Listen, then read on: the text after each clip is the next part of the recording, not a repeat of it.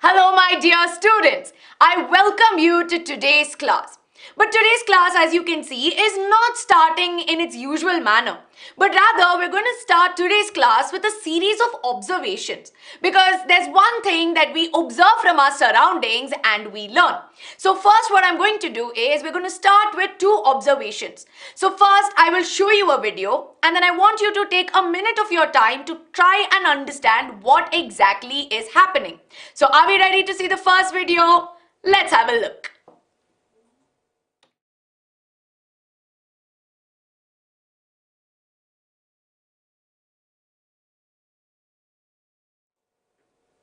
Well, that was the first video that we saw. Now, I want you to tell me what exactly happened here. You can write it down, you can tell me in the live chat, or of course, if you're watching this video much after the live stream, you can write this down. Are we ready? I hope you've already observed what just happened. Now, we will move on to our observation number 2, right? So, let's have a look at observation number 2 on our screen right now.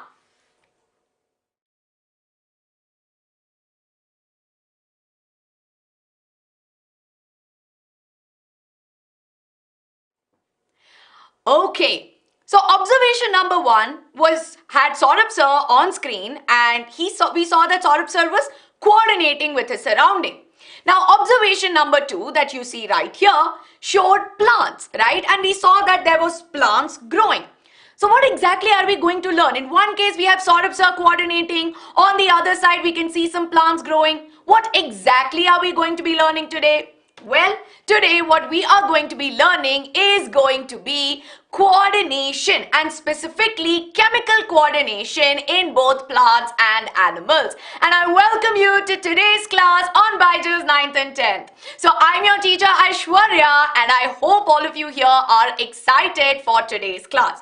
So very quickly, I did not want to start the live class in the quintessential manner of telling you what we're doing, but we're going to start with an interesting observation-based way of learning, and that's something we're going to do all throughout today's class. So students, if some of you were wondering if this class was live or not, it is absolutely a live class. And for my students who are here live, I hope that my audio, my video and my screen and whatever I'm writing on the screen is visible to all of you. If it is, students, please do give me a quick thumbs up in the live chat to let me know that we are good to go. And if I have my students watching this class much after the live stream, do not worry, this class will definitely be helpful for all of you. So I request you that you can quickly forward through a little bit on the beginning and it will help. Now I can see that there are many students on my live class, as I can see here, who are having some parallel conversation. So Vedant and many others who are having other conversations here, I request you not to, because it's going to distract the students who are here learning with me, right? So today's class, my aim is to do it in under 1.5 hours maximum, because we have two very big important topics to cover. So we are going to understand chemical coordination today. We are going to be looking at hormones today, right? And when we talk about these hormones, we will be looking at both plant hormones as well as animal hormones. We are going to be looking at movement in plants today and we will understand their mechanism. So these are very important with respect to your half-yearly exams, and this is very important especially with respect to your board exams. So today's class, if you invest 1.5 hours tops, trust me, this will help you out, right? And there are some things which are there of your textbook. Some of the fundamentals of this particular topic is not available in the textbook, which is why I will spend some time building your fundamentals so that the rest of it that is there in the textbook becomes easy. And this right here is the part 2 lecture, because part 1 lecture has already been covered by Ankita ma'am in the previous week, right? So very quickly, students, what do you need for my class today? First and foremost, please make sure you have your notebooks and your textbooks ready with you, because I will be giving you some important pointers. I will need your stationery ready with you. So your pens, pencil, eraser, whatever it is, please make sure that you have that as well. And of course, have your water bottle ready and a quiet place to study, right? So do not make sure that you're sitting in a loud environment and you're not able to pay attention, right? And of course, like you asked me, what is going to be the duration for today's class? Today's duration I'm going to try to finish in 1 hour 30 minutes, or it may stretch up to 2 hours in case if you want to take a break in between. Jannat, Adarsh, many others, Ved, if you want to have parallel conversations, you do not need to be in my class. You can leave, right? But if you're going to be in my class, please pay attention. That is only my sincere request. And students, very quickly, I request all of you to please make sure that you've hit the like button on this video, and you've not forget to hit the subscribe button as well, because we have a lot of interesting things coming up your way, and for that you need to pay attention in class and you have to stay subscribed to the class, right? Okay, so are we ready? How is the Josh, right? Can you all tell me how is the Josh right here? Yes? Yes, Pooja, I do remember you. Pooja here is your senior, and all that you need to learn, and if you have some things that you want to know from your seniors, you can ask Pooja. She's been very regular on our channel as well, right? Super high, that is all that I need to do, right? Yes, Anish, I am going to teach cytokinin, but I need you to pay attention, right? We'll do everything. Just be there. Ma'am, where will we get the notes? If you want to write it during my class, you can write it. Otherwise, I will send it to you on the Telegram channel. I like how before I've started class only, I see that there are a lot of doubts. But I request you to pay attention, right? Please make sure that you are a little patient. I will take doubt boards as well. So whenever I take doubt boards, I will take all of your doubts. But you need to listen to what I teach first. If you don't listen to what I teach, you will not understand. Then you'll ask me to teach the same thing again. But today I will make sure that your fundamentals are clear, because the fundamentals I teach you today are very, very important in 11th standard in case if you are somebody who wants to pursue PCMB or PCB, right? So what I'm going to teach you today forms the fundamental basis for your higher classes as well. Telegram link in the description below. So without wasting any more time, students, let's get started, right? So now, of course, we know that in our case, right? So can we make me to the center, Ranjit? So now when we talk about coordination, right? So whenever we hear the word coordination, what is the first thing that comes to our mind? To maybe work along with others, right? So you will tell me that, ma'am, maybe if I work along with my friend, that means I am coordinating with my friend, right? If you listen to me and I say, can you maybe pay attention and you work with me, you will tell me that means you are coordinating with me, right? It's a simple sense of understanding. So coordination is technically working together, right? And in our body, we know that there is coordination that happens not only with internally, right? Internally, we know so many parts of our body is there which is coordinating and working together, but we also coordinate along with our surroundings as well. And we know that at times whenever there is danger, right? Or let's say there is any external object or an external thing that is there, we know that we immediately react, right? So sometimes when we coordinate, we also know that we react to our surroundings, or what we say, we respond to our surroundings, right? So I'm saying that we can respond to the surroundings that are there. Now, of course, right? We know that some of this is immediate. But I told you, coordination is not just external, right? Coordination is not just what you coordinate with somebody inside, but coordination that is there is also within our body. So various organ systems that are there, they are constantly coordinating within our body. Yes, and we know that there are various reactions that are happening, and we know that there are reactions that contribute to growth and development. Now, I want you to focus on this very important word which we will talk a lot about today, that is development. So what do we understand by development? The overall in terms of growth, chemical reactions that help our body develop and become more mature is what we understand by this. But this is in our body.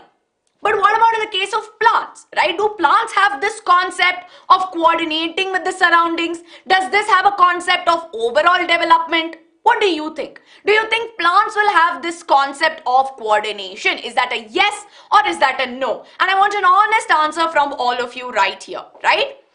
Obviously, exactly, very good, right? So we know that in the case of plants as well, we observe, right? We know that there is some amount of coordination, but the idea of coordination is very different, right? You cannot say that plants and animals are quite the same. Same thing that happens in plants happens in animals, right? Ideology is quite same. they do respond to their surroundings, right? And we also see that they have a mechanism in which they are able to regulate their overall development. So this is what we are going to be understanding in great detail, starting with the first part of it, where we will take the case of animals and then we will go to plants, right? Because it's always easier for us to associate what is happening within our body, and then once we get the basis of it, we will then be able to understand, okay, what is happening in the plant's body. Now let's take this example. Now you have one example on this side where we see that there is a girl that is, she's probably understood that she's touching something hot and she would have immediately withdrawn it, right? On the other hand, we see that there is overall development that is happening. Do you think that these two processes that you see side by side are controlled by one and the same system that is there within our body? Yes or no? Right? That's what I want you to tell me in the chat right now, and for students watching this later, tell me if that is the case, right? And be honest. All the very best for your exam, Pooja. I bless you and I know that you will do well, right? Yes, ma'am. No, ma'am. Okay, very good. I see that there is a good mixture of answers which are coming as yes and no. I am very proud that you are all giving me honest answers, right? Now, many of us think that the development, the growth that is happening versus this that is happening here is the same. One system that is there is controlling all of it. So then I want to take one step further and I want you to think about it. Okay, if there is a system in our body, or if there is a part of our body that must either be regulating all of this, let me say system, right? If there is a body system that is responsible for this, can you tell me which system it must be? What do you think, right? If you say, ma'am, one and same system is regulating both processes, then I want you to tell me what system it should be. Now, many students in my live chat, right? I can see that Abhineet, Khader, Arohi, Rupinder, Altama, Simran, okay, I'm sorry. Akshara is also asking, ma'am, maybe nervous system? Okay. Now, you're saying, ma'am, it should either be nervous system. So, let's go back to talking about nervous coordination, right? So we see that there is nervous coordination which is happening in this place. Now our major question that we need to answer is nervous coordination also responsible for certain other processes which may take a longer period of time, like growth or development or something like that? That is our question for today. Now if the question is nervous system also responsible for this? Then I will say your answer is no. Because nervous coordination happens in one end, but we have something called as chemical coordination. So can I go back to the side so that they can see everything clearly? Yes, understand that we learn nervous coordination and we know what is nervous coordination. Yes, but we have something called as chemical coordination also. So why do we need chemical coordination? I have my nervous system, I have my brain, I have my spinal cord, I have my neurons. Why do I need these chemical coordination? Now students, please focus. This is a very important question. They will ask you in the board exam, okay? This point of difference between nervous coordination and chemical coordination will come in the exam. Midterm also it is going to come. Easily 3 marker will come from this. So please take a screenshot, right? I'm being very serious right here. So let's understand this. When we talk about nervous coordination, we know that in the case of nervous coordination, it's an immediate response, right? So if an information is there, it is immediately passed. But we know that there are some which require a longer period of time, right? So they require a longer period of time and it needs to go on and on. So in such cases, we require chemical coordination, which is relatively slow and gradual. And we know that neurons that are there, right, or nerve impulses cannot reach each and every part of the body, right? Which is why there is a need for chemical coordination. Now, apart from that, we see that mainly nervous coordination has an impact on muscles and glands, while chemical coordination has an overall impact on the body. Yes, कोई free नहीं है यश, आप focus कर लीजिए class पे, वरना class से आपको बाहर you can go, right? You don't need to pay attention because I tell you that especially this topic is a very tough topic. So I request your focus here. Thank you. Now, in the case of nervous coordination, right, we know that nervous coordination that is there is short-lived. So once my information from brain has gone to my muscles, I have carried out the response, right? So over, effect is done. But for chemical coordination, we tend to see and we will understand that it will have a long-term effect, right? And along with this, we see that nervous coordination actually does not play a very important role in growth, while chemical coordination does play a very important role in growth, right? Now, the main point. Nervous coordination, as we know, is going to be controlled or it is regulated by your electrical impulses, right?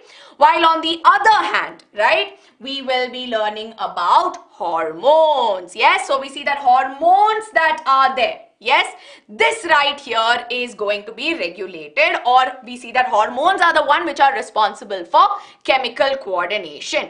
So we are going to be discussing both animal as well as plant hormones. But have we understood the basic difference between chemical coordination and nervous coordination? Have we understood?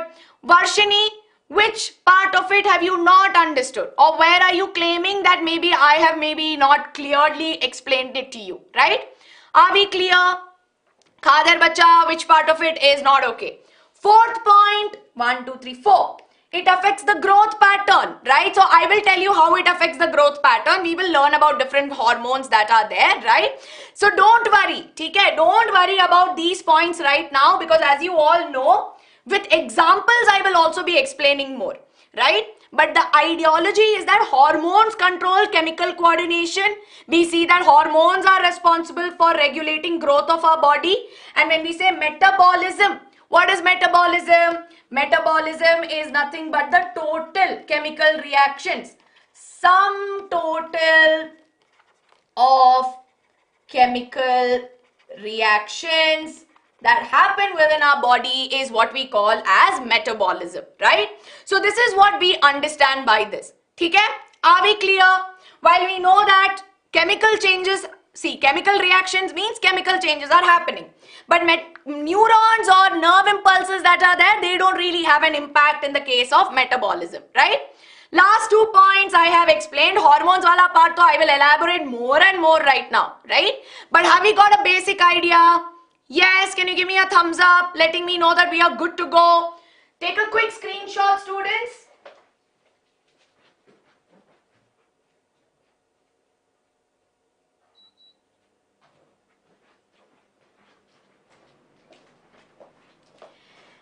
Yes, okay. Hello, Shri Varshini. Hi. Yes. So shall we move on? Ma'am, does electrical impulses means electricity? Yes, you have that active, you have a potential that is there, right? So technically the flow that you see of electrical impulses is in that form. Yes? Okay. Now we will move on, right? So now we're going to move on a little bit and understand a little more, right? Little more about hormones, because we've already learned in detail about nervous system. Yes? So now we will understand what do we mean by this word hormone. Now let's understand that hormone is like a messenger, okay? Now I'll give you an example before I deal it in great detail, right? Now you imagine all of my students here, right? All of my students here, you want to write me a letter, okay? You want to write a letter to your Aishwarya ma'am, right? So if you want to write your letter, what will you do? You will write a letter like this, right, dear Aishu ma'am, right? You will write a letter, la la la la la, and yours sincerely, you will draw some hearts and you will send it to me, right? Yeah, you don't need to write me formal letter at all. You can write informal letter and send it to me. Yes, I am fine with the format. Yes. So now, of course, right, you don't need to follow informal letter format, but it's okay. You can write it in whatever way you want. But after you write the letter, what will you do? You will then put it into a beautiful envelope, right?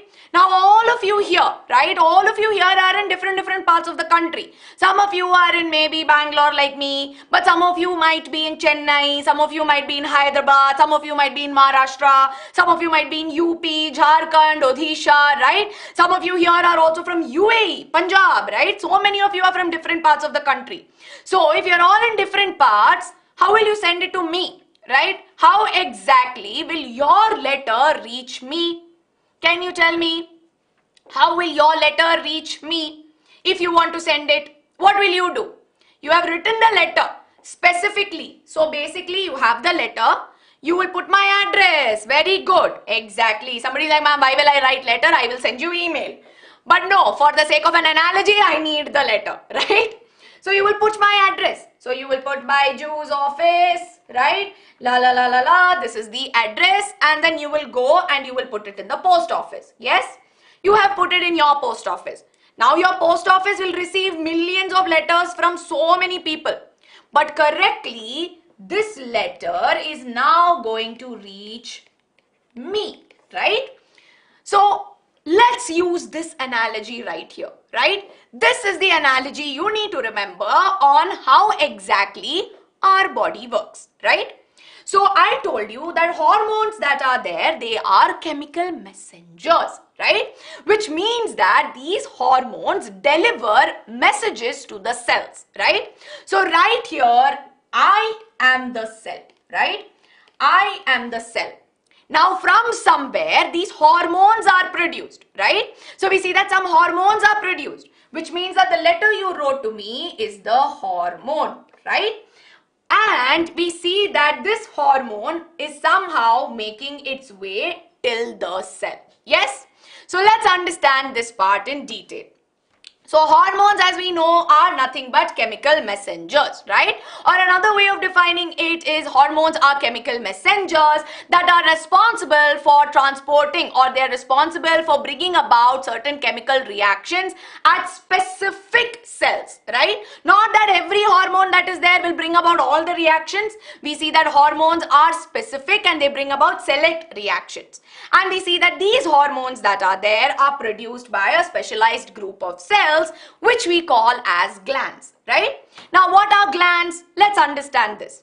Now normally gland is something we learn right from our lower grades, but we always have the confusion of what is a gland, right? How many of you truly struggle with this topic? Ma'am, I know gland, but I exactly don't know what is gland, right? We normally have this confusion, and you can be honest with me because this is the basics that I am building for you. Only then later what is there in your textbook you will understand properly, okay? Otherwise, if I directly start from what is there in your textbook, you will all be like, "Arey ma'am, kuch bhi nahi samajh mein aa raha hai," right? So, okay, if you don't understand, I want you to be honest, right? That is what I am all about. Very good. Exactly. So, what are glands? They're basically a group of cells, right? But they are a group of specialized cells that are there. Yes? Sorry for my bad handwriting, but they are a group of specialized cells. Now, when I say specialized, that means that these guys have the ability to secrete, or I'll say they have the ability to produce certain substances. Now, a very common gland that you would have heard about is your salivary gland. You learnt it in your life process chapter. And we know that salivary glands that are there, they are nothing but, like, what do you say? They are the ones which produce your saliva, right? And we've learned all about it in great detail. So, are glands tissues? Yes, glands are tissues. And in your 9th standard, you would have learnt about glandular epithelium, where certain cells of the epithelial tissue get specialized to form glandular epithelium. So group of cells could be tissue, or we could see that they could be a huge organ like the liver, right? Or we see that in later cases, you will see that there are bigger organs as well. So we say that group of cells, or they could be an organ. That's why I use two options in that. Yes? Now, glands are again of two kinds, right? We see that you have your salivary gland, but we see that salivary gland is pretty different from, maybe, let me give you another example of a gland, maybe pancreas, right? Or let's say maybe the ovaries or the testis that is there. So how exactly is it different? Let's understand, right? So based on this, broadly, we see that glands have a categorization, right? And this gets handy for you in your higher grades. You have a concept of endocrine glands, which we need to pay great attention to. And this is for all the curious kids out there, which is called as exocrine glands, right?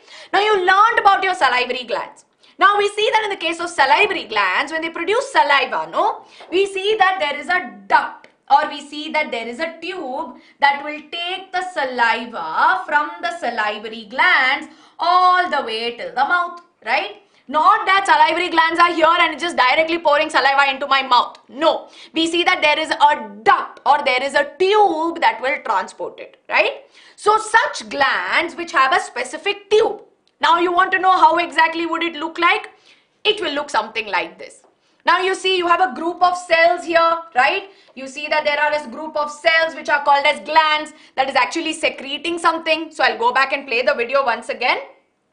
So you see that they are secreting certain substances, they are pouring it, and we see that there is a duct which is taking it from the gland all the way to, say, the mouth, or a technical term we will use here is target site, wherever it has to reach, right? The end destination. Yes, so this is what we understand as exocrine glands, glands with ducts, right? Ducts are present.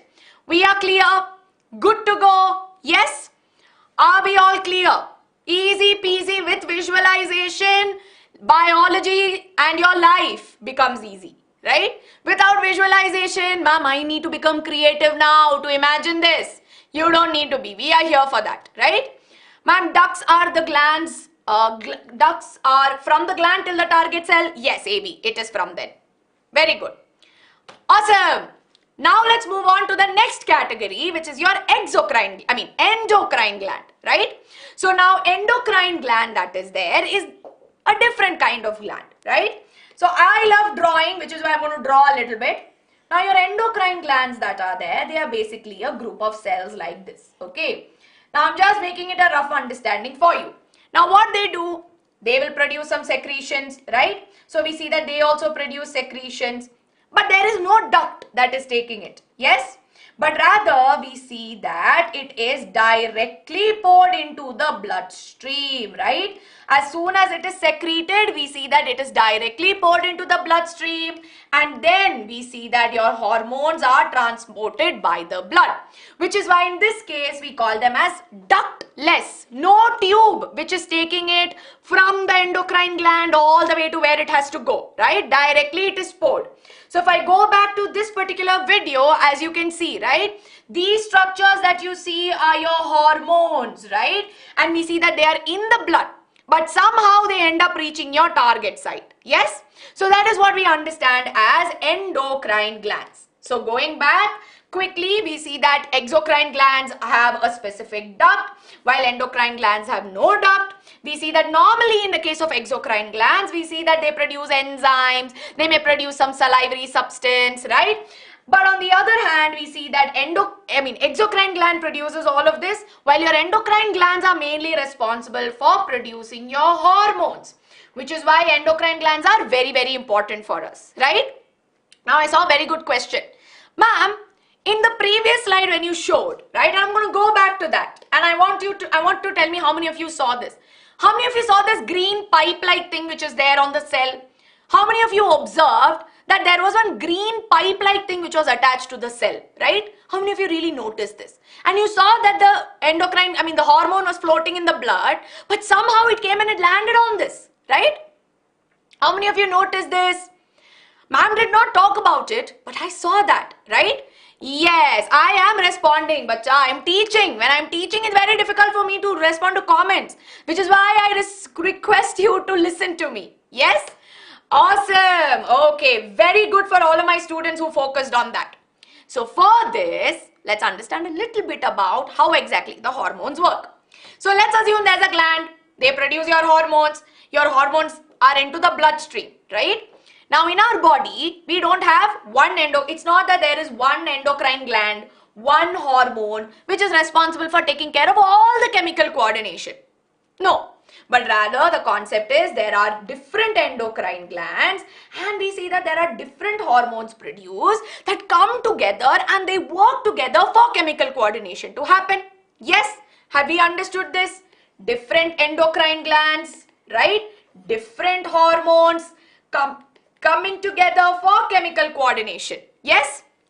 Good. Not thousands. Some are there. Okay, I don't have an exact number, but this is our idea. Then if so many hormones are there, my question goes back to how does the hormone know where to go? So this is again going to take me back to our question, right? The initial one that I told you. The letter you wrote to me, right, which had the message, but then the crucial part that was there was the address that you put, right? So that it could finally reach me. And the postman that is there is able to match the address and he's able to find my way. So we see that every cell also has an address by which the message can reach, right? And in this particular case, we call them and they are given a certain term which is called as receptors. receptors, right? Instead of address, we will say hormone receptors. Now, just like how my address is to my home, your address is to your home, these receptors are also specific to the hormone, right? So, we see that they are specific to hormone. That means if I have hormone 1, okay, and I have hormone 2. Let's understand this. Yes, I have hormone 1 here and I have hormone 2 here. Now, hormone 1 has a receptor, right? Let me draw some receptor like this. Now, hormone 1 has a receptor which we will call as R1. Now, in the blood, you imagine H2 is floating. I will use H2 with red color. Yes? Now, if this comes and sits here also, no match, right? No match because this is not hormone 1. So, no message will be passed. But when this H1 comes and sits, right, or when they bind, I would say, that's the technical word, not come and sit. But I'm just using easy language to make it easy. But rather what will happen is they will come and they will bind. So binding is kind of like how if you had a pen and you put a cap on it. It's like that. So if your cap is the hormone which is floating and this is your receptor, it will come and it will bind and it will form a complex, right? So receptors equally have a main role. Yes? So we see that when they bind, that is how the message gets passed, right? So the address is identified as receptors. Exactly. Varsha Bacha, ask me your doubt. Yes? Are we clear? Another analogy you can use is exactly AB, just like how every key has a lock. But normally lock and key model we use for enzyme, which is why I normally don't give that analogy. Yes? Ma'am, receptor detects the hormone. So basically, it's not that receptor detects the hormone, but rather the hormone that is there when it's floating, right? And it finds the receptor, there's an affinity that is there which will be there and it will go and it will bind, right? Okay. Which gland is both endocrine and exocrine? Pancreas, right here, which we will learn. Yes? Study here, I hope we are clear. Ma'am, endocrine glands are complex. Arey bacha, what will I say?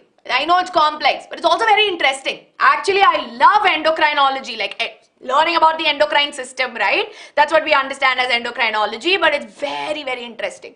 Largest endocrine gland is your thyroid gland, which we will learn about. Arey, I'll teach you all of that. Don't worry. Basics are clear. Yes, basics are clear. Are we clear? I am not getting into types of receptors and everything because that is for your 11th standard endocrine system. But this is the basics, right? This is the basics that is there. Liver will not come in endocrine glands. It's not an endocrine gland. But rather you have bile duct, right? There's a bile duct. So ideally it will come in exocrine. Yes? Okay. Ma'am, which is the pipe-like structure in slide which is showing secretion? Khadar bacha, that is the duct that is there, right? So that is what is the duct. Very good. What is a gland? Group of cells secreting substances, right? Ma'am, you said that on binding hormones, receptors send messages. So basically what happens is that these receptors that are there are some receptors which are found on the surface of the cell, right? But there are some which are internal, but you don't need to get into it. Let's take the example of one type of receptors which is found on your plasma membrane, right? We find them on our plasma membrane. What happens is that when the hormone binds with the receptor, we see that this will trigger chemical reaction. So various chemical reactions will get triggered within the cell and through a series of it, we see that the message gets passed, right? So that is what we mean by this. What if hormone never comes? If the hormone never comes in contact with the receptor, then that particular chemical reaction or that message that needed to be passed will not happen, right? Chemical messengers are also called as hormones. Simple as that. Yes? Okay. So now we see that in our body, we have various kinds of endocrine glands and together they form the endocrine system. Now you understand a very interesting thing about this, right? Normally if you remember, life process was all about your body system, right? You have circulatory system, you have excretory system, you have, respiratory system. Now in all these cases, I want you to observe. You saw that when you were learning about those systems, they were all connected. Your respiratory system, nose, then you have, your nasal cavity, then you have your pharynx, larynx, trachea, then it bifurcates into bronchi. They're all interconnected, right? Together, they all form a connected one. Yes, very good team guys 7. They're all connected. I'll tell you one very interesting thing about these guys, the endocrine system. They're all in different parts of our body. They're not connected by any way. In the sense, they're not physically connected. Yes, they're all in different parts that are there. You see that there you have examples like your pituitary gland or your thyroid gland or your, say ovaries or testes or let's say pancreas. They're all in different parts of the body. But yet, through their secretions, we see that they're all coordinated. They all pour in their secretions and yet it is a coordinated system. Which is why in this particular case, we see that all the endocrine glands work together and they form the endocrine system of our body. And we see that the working of all the endocrine glands. So what are the endocrine glands we're going to learn? We will learn pituitary gland, thyroid gland, adrenal gland, pancreas, ovary and testis, right? And we see that this is all that is prescribed as per NCERT, which we will cover. Yes? And we see that all these glands work together forming the endocrine system. And here we see that all the functioning of endocrine system is controlled by a master gland, which we call as the pituitary gland, right? So why not start from the master gland itself, which is the pituitary gland? Yes? Now before I get started, right, with this, are we clear so far? This is the basics, right? This is your foundation that I spent time on. To be honest, I didn't realize I would take so much time to do this, but are we all clear? Are you all able to understand the way I am teaching? I know my pace is a little slow, but if you are clear, that is more important to me than the pace that I am taking, right? You can put this video on 2x speed also and watch and you will still understand. Yes, and if you're liking this video, you should hit the like button to show me your love and don't forget to subscribe to the channel and share it with your friends. Yes? Okay, ma'am, are they all interconnected? Not physically, but through the bloodstream, we see that they are connected, right? Thank you so much. Yes? Hormones produced, I will tell you, Khadar Bacha, I will tell you. Are hormones chemicals only? Yeah, they are in nature. Yes, they are chemicals, you can say. Okay. My master of masters is hypothalamus. Exactly. Very good, right? Vedant is one step ahead. So let's learn about our pituitary gland, right? Now our pituitary gland is a gland which is present at the base of the brain just below your hypothalamus, okay? And we see that's a very tiny gland, okay? For all the power it has, no, it's one tiny little pea-shaped gland which is there. So this is a pea-shaped or pea-sized gland which is present at the base of your hypothalamus. Now we see that there are two lobes to it, right? And we see that these guys secrete various hormones, right? And we see that they secrete either releasing hormones or they secrete inhibiting hormones. But we don't need to focus on that, right? So here what you need to focus is on that they secrete various hormones. Now in this, like I said, it is the master gland, right? So we see that this right here is the master gland, which means that in this particular case, we see that it secretes a set of hormones which we call as stimulating hormones, right? So how is it a master gland? It produces hormones which are called as stimulating hormones. For example, TSH, thyroid stimulating hormone, which works on the thyroid gland, right? This is extra information. You don't need to break your head too much about it. Yes? But what we need to focus on is that this pituitary gland here also secretes a hormone called as the growth hormone, which we also call it as somatotropin, right? It's another name, but you need to know growth hormone. Now growth hormone, that is, there is a hormone which we have learnt in 8th standard. How many of you remember this point that we have learnt in 8th standard, reaching the age of adolescence? We learnt that pituitary gland produces growth hormone, right? Very good.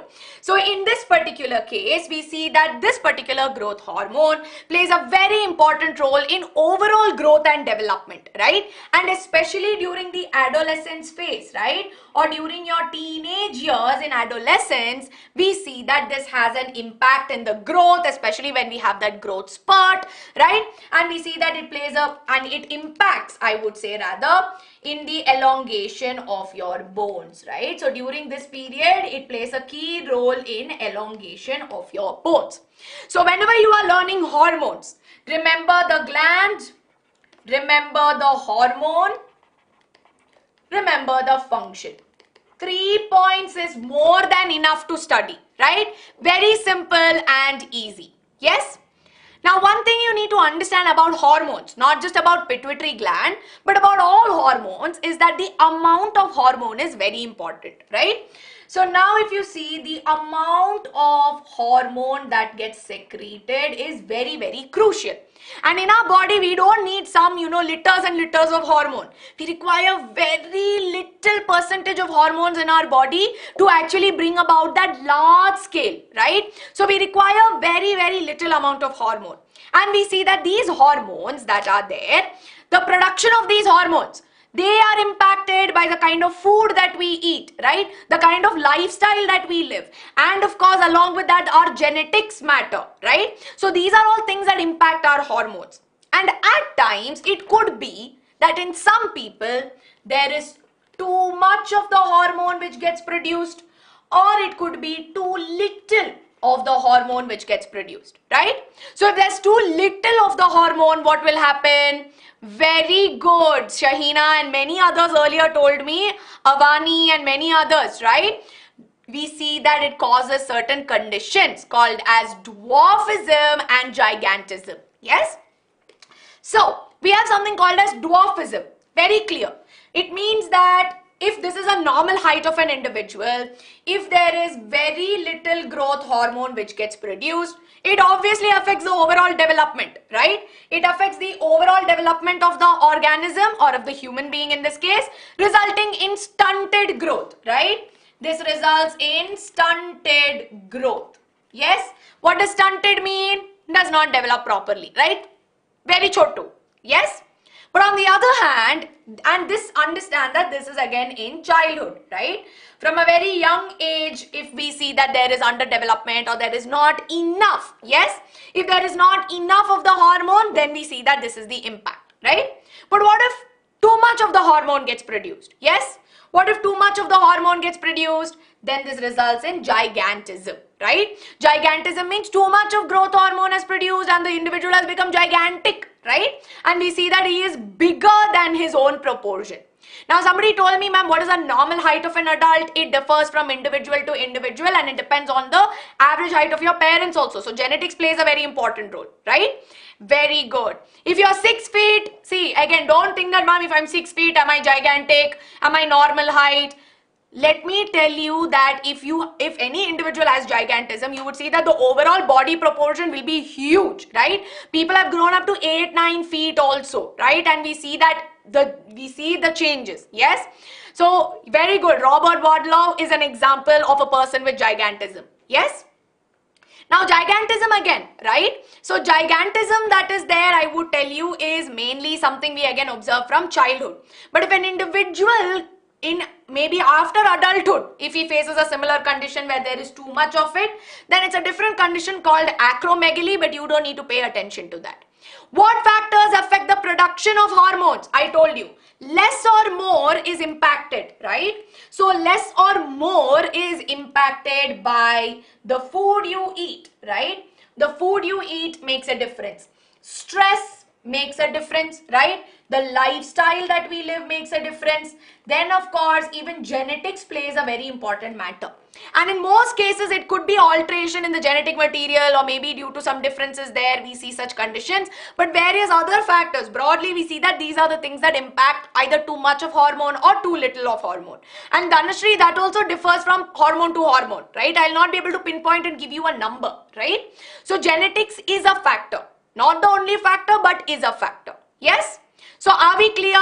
Now this point of gigantism and dwarfism will come from competency point of view. So please everybody put a star mark in your book, right? Very, very important topic.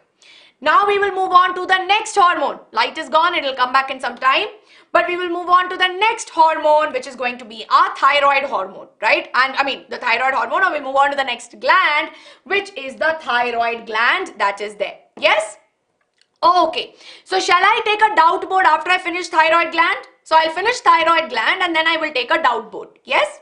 So now we see the thyroid gland that is there is the largest gland, endocrine gland that is there in our body. And we see that it is a butterfly shaped gland, right? And we see that it is present in our neck region here. Yes? Now this thyroid gland that is there produces a hormone called as Thyroxine. Very, very important. Yes, it produces thyroxine. Now, what does thyroxine do? Thyroxine regulates metabolic rate, or specifically if you say it plays a very important role in regulating the carbohydrate,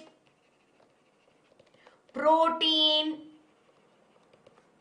and fat metabolism, such that it will give a balance for growth, right? So specifically, if you see, when I say metabolism, that is, there is a chemical reaction, sum total of chemical reaction. So this right here, as we know, right? We know carbohydrate metabolism, protein metabolism, fat metabolism, all of this is regulated, right, by the thyroid gland.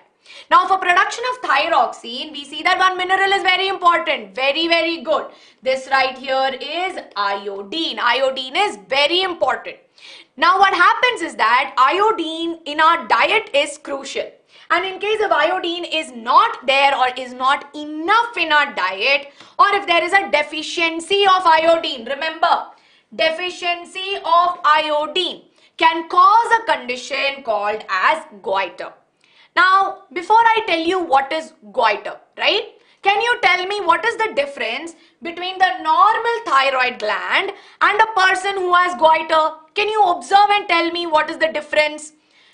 You have a visual representation, right? And you know now that it results in some condition called as goiter, but I want you to focus. So NSM tells me, ma'am, the neck is swollen, okay? Neck is swollen. Many of you are telling me, ma'am, gland is swollen. Yes, gland looks larger to me. Very good. Gland that is there looks larger. So effectively what happens is that when there is a deficiency of iodine, I want you to answer me this question.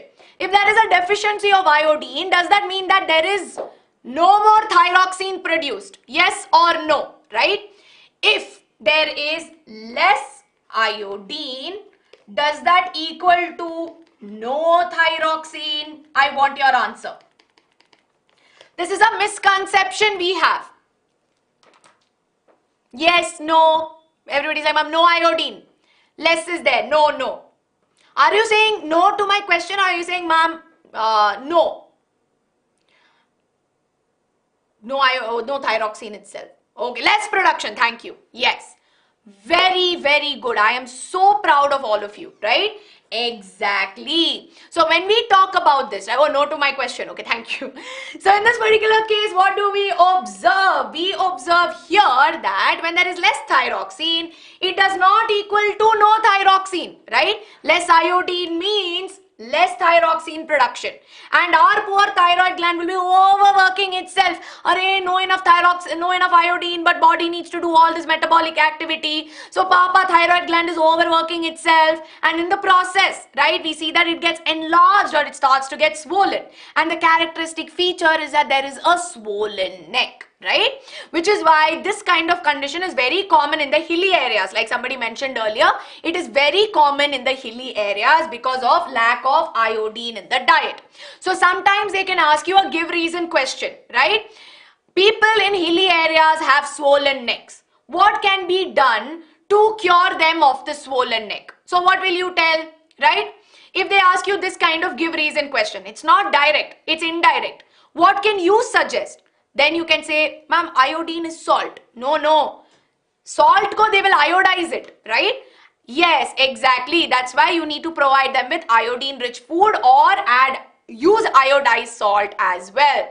Very good, right? Yes. Vedant is asking me, try iodothyronine. So basically those are your T3, T4 thyroxine things, which are basically active, inactive forms of thyroxine hormones, right? They're basically active, inactive forms. Very good. Yes. Okay. Ma'am, your voice speed is high. I think you mean my pitch is very high. I think you should reduce your volume little bit also. Are we clear? Right? Ma'am, they are also secreted by thyroid gland. T3, T4, yes. That's basically your thyroxine only. It is secreted by that. Yes. Okay. Thank you, Rama. Thank you so much. I'm so happy to hear that. Ma'am, metabolic rate. Very simple. Metabolism, right? Metabolism is equal to chemical reactions that are happening in your body. Yes? So what is metabolic rate? Metabolic rate is basically the pace, right? Or the rate or speed I can use at this point. I'm trying to make it, I'm oversimplifying it. Yes, I know. Basically the speed at which those chemical reactions happen, right? Or the rate at which those chemical reactions happen. We are clear? Yes? We are clear so far? ठीक है? Crystal clear. Amazing. Lots of love. Ma'am, you said Papa too just 2 minutes ago. Oh yeah. See, I'm South Indian, guys, so I know it means different in Hindi, right? So in Tamil, normally when we say Papa, it means like poor thing, right? We say that in Tamil. Tamil only, no, Ranjit? Yes, in Tamil, like in my mother tongue. Kannada also we say that. So now I have a mix of 3 languages within me. So it's a very South Indian thing to say. Yes. Oh, Kadir is also South Indian. Okay. Ma'am, can goiter be cured? Yes, it can, right? You have to incorporate iodine. Yes. I am a Tamilian, half Tamilian. Yes. Okay, we will not digress now. Kids will get very digressed after this asking me to speak in Tamil. So we will keep the conversations to the end, okay? Yes. Now I will do doubt board because I see my poor kids are telling, ma'am, you are not looking at my questions. Okay. I'm very happy. All the South Indians here are very excited. Ma'am, could you please explain iodine? Does goiter give pain? It gives kind of an uncomfortableness, right? It does give a kind of uncomfort. Pain may be extreme cases, right? Important questions, we will do it next week and I will share that with all of you as well. I'll give you practice papers as well so that you can solve for this chapter. But this chapter is very easy. You have nothing to worry about. Ma'am, does gigantism mean only growth and not other body parts? Good question. So in gigantism, when you see mainly, like I said, your growth hormone, gigantism, right? Your growth hormone that is there will impact, right? It will mainly impact your bones. So yes, we do see longer elongated bones and certain parts of the body are slightly more large, but does not mean that overall it is enlarged body, right? Okay. Ma'am, iodine rich food. So some examples I can think of is iodized salt that is there. That is an example of iodine rich food. A lot of leafy greens also have it, right?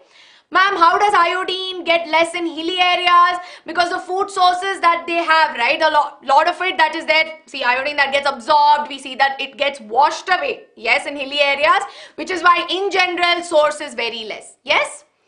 Okay.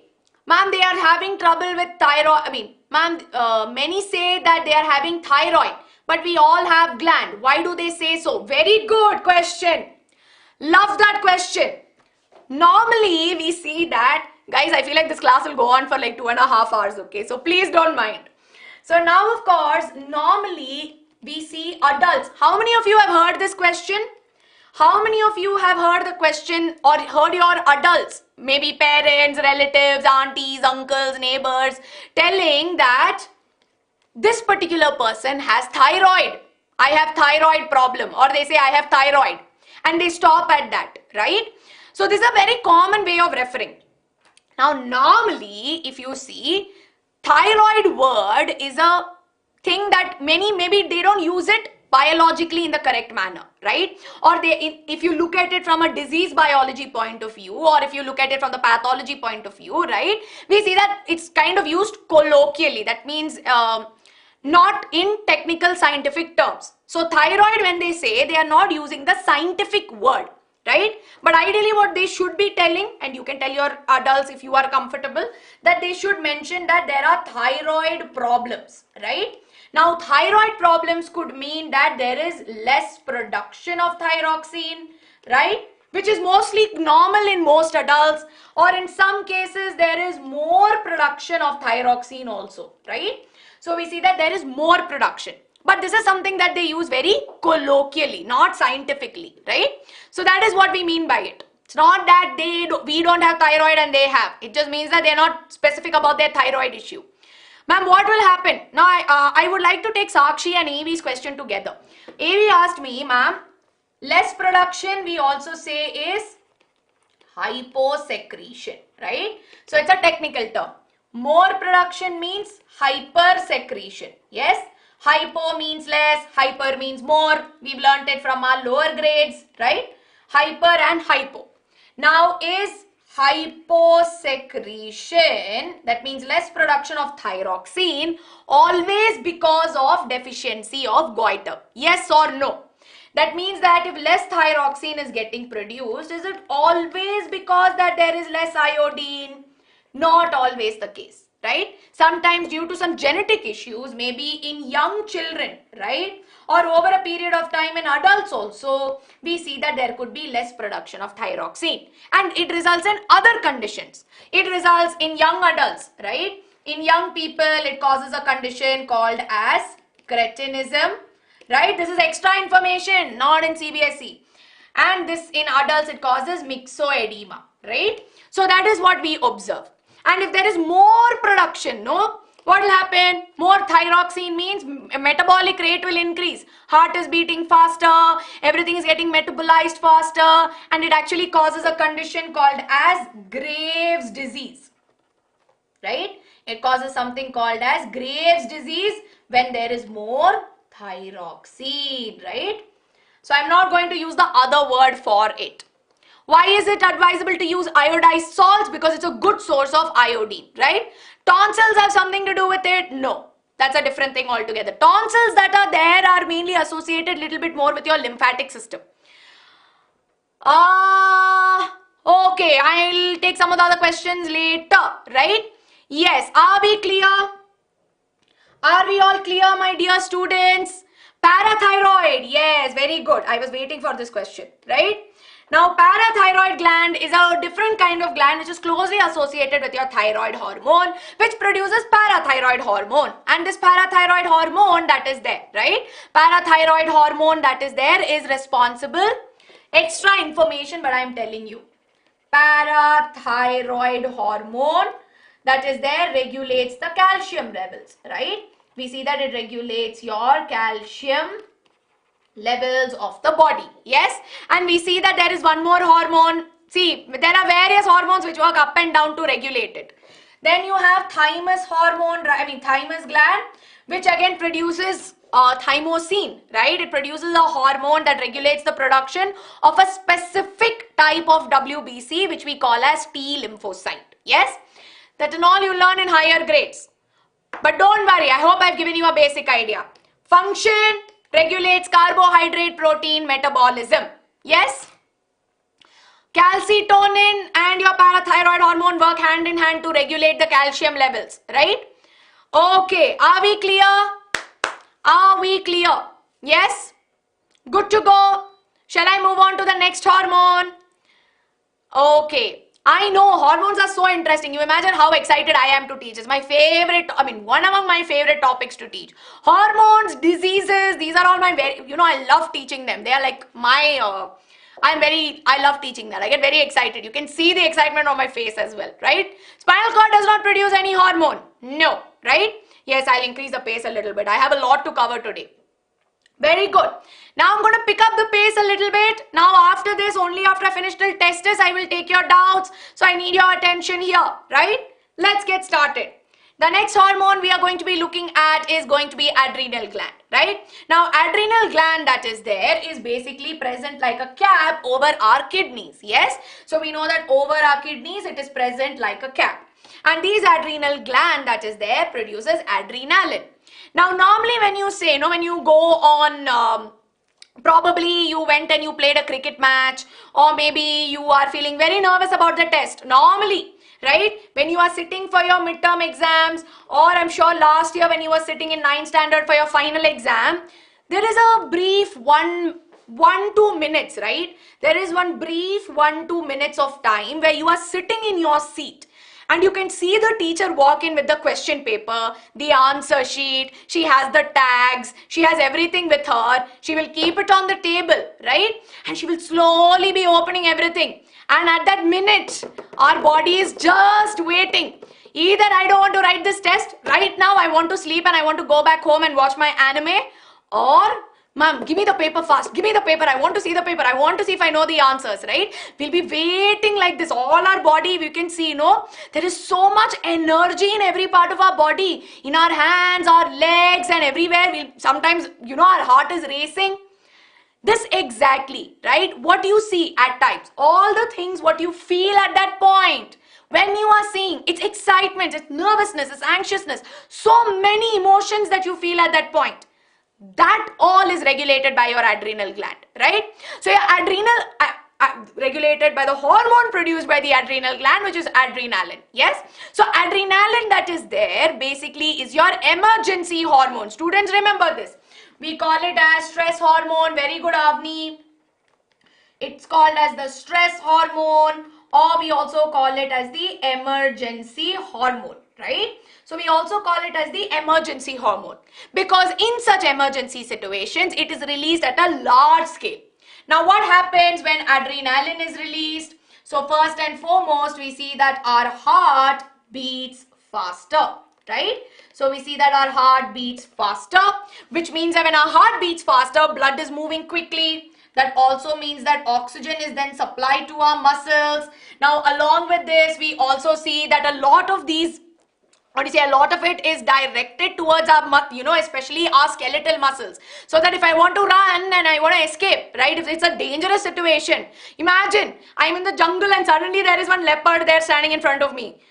My only option is to run and save my life, right? So I need all my energy to go to my legs, yes? Which is why we see that mainly it is directed towards the muscle. Now for more oxygen to come, we also see that we start breathing heavily. So our breathing rate increases and basically our body that is there, it prepares our body such that we are able to tackle the situation, right? See, fat jayegi, that feeling that is there is what we call, right? Exactly. Ma'am, does it produce the hormone continuously? No, it produces when necessary, right? It produces when necessary. Ma'am, what directs the adrenaline? In which direction it has to go? Good question. At that point, so basically again, it focuses on, that is where the idea of receptors and all of that comes into the picture. If you think about it, all your hormones are going everywhere, right? But where exactly it needs to get focused on and what it needs to do is regulated in that aspect, right?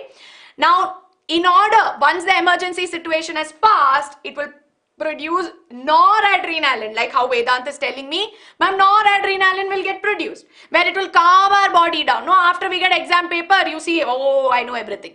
Arey, Ashwara ma'am taught me all this. I paid attention during YouTube live classes. I am good to go now. So that time your whole body will relax, right? You can feel the tension coming down. You can feel your body relax. Abhi you're like, now I will sing and write my answers. No? That feeling of that when that body, your heart rate coming back to normal, your breathing rate coming back to normal, all of that is controlled by another hormone, which is noradrenaline. Yes? So that is the hindsight or the different part of it. So this is all about your adrenal gland, which prepares your body for emergency situations. Now we will do a very, very important gland, which is pancreas, right? Now pancreas, let me tell you, is a beautiful organ, right? Very beautiful organ. Because when we learned about pancreas, we learned pancreas in digestive system, right? We know its role in digestive system. Yes, we all remember, right? Questions towards the end when I do doubt board, right? Questions after doubt board time. We remember what a beautiful pancreas does. So we know that in this particular case, right, your pancreas is a leaf-like organ which is there. It is located behind the stomach, right? And it's a leaf-shaped organ that is there. Now, in the case of your digestive system, we see that pancreas, we normally call it as a mixed gland. Yes? So here I don't know why I'm not able to write today. We call it as a mixed gland, or sometimes we use in 11th standard when you go, you will learn a word called composite, okay, or heterocrine. Exactly. It means that it can be both exocrine and it can be endocrine in function, right? So what do I mean by both exocrine and endocrine? Exocrine means there are ducts, right? So all the digestive juices that are there, all the digestive enzymes that it produces, we see that there is a duct called as the pancreatic duct that helps in its transport. But what about its endocrine function? That is what we are going to learn today. Now, in the pancreas, we see that there are certain specialized cells which we call as islets of Langerhans. You don't need to remember this at least for this year. Next year you can remember so that you can show off in front of your friends, right? It's called as islets of Langerhans, which produce your hormones. Now hormone we need to worry about. Arey BTS ka to we will discuss later, Hemant, right? Abhi ke liye you focus on insulin. So we see that the pancreas that are there, they have islets of Langerhans. In that we have different types of cells, but I'm not going to go into the details of this. But they produce hormones, and two hormones we are very interested in is insulin and glucagon, right? Now this part is very important, okay? Very, very important. Now insulin that is there, right? Insulin and glucagon together regulate the blood sugar levels, right? So we see that they regulate the blood sugar levels, or we say that they regulate the blood glucose levels. Yes? Are we clear? This is very important to understand. Now when we talk about this, when we say blood sugar levels, so we know that from the digestive system, right? So I will do digestive system as a box here. So we know that from the digestive system, okay? So we see that from the digestive system, we know that carbohydrate is broken down, and we have glucose. And now glucose needs to reach different parts of our body so that we can utilize it to get ATP, right? We know, we have learned this in respiration. Now especially to muscle cells, liver cells, and fat cells, we see that this particular insulin plays a key role. Now we see that, let's say on the surface, right? This right here is your plasma membrane, okay? This right here, what you see is your plasma membrane, okay? And we see that on the surface of the plasma membrane, there are various there are various receptors, right? People who know that, hey, insulin is there. So what happens is that when in the bloodstream, right, there is lot of glucose. Lot of glucose has come into the blood after digestion. I've eaten lots of potato chips right now. I had potato, I am very full. It's rich source of carbohydrate. Glucose has come, right? Glucose has come into my bloodstream. So what will this do? This will send a message, right? So now this is going to send a message to your pancreas telling, hey, you know what? Need insulin now, right? Insulin to the rescue. So it will now produce insulin, and insulin will come into the bloodstream, right? Now once insulin comes into the bloodstream, it will indicate to these cells, like your muscle cells, your liver cells and everything. It will tell them, hey, you know what? Glucose is there in the blood. Take it up. So that's how these cells are able to take up the glucose into it, right? So that's why we see that one of the main functions of insulin, right? So when you talk about functions of insulin, and I say it helps in regulating blood sugar level, how? It helps cells take up glucose from the bloodstream. Yes? So it does that.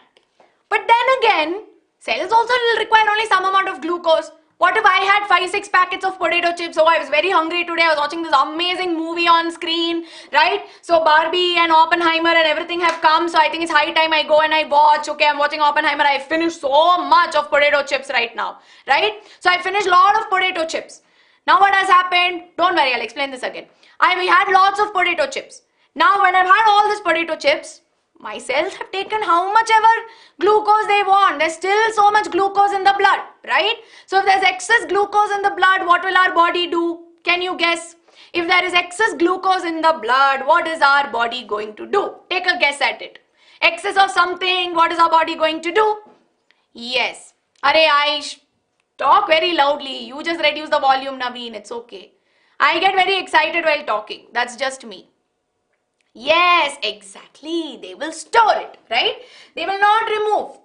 No. Because later on if I want glucose, I need, no? So they will store it, right? So what will happen? Excess glucose that is there will be stored in the body.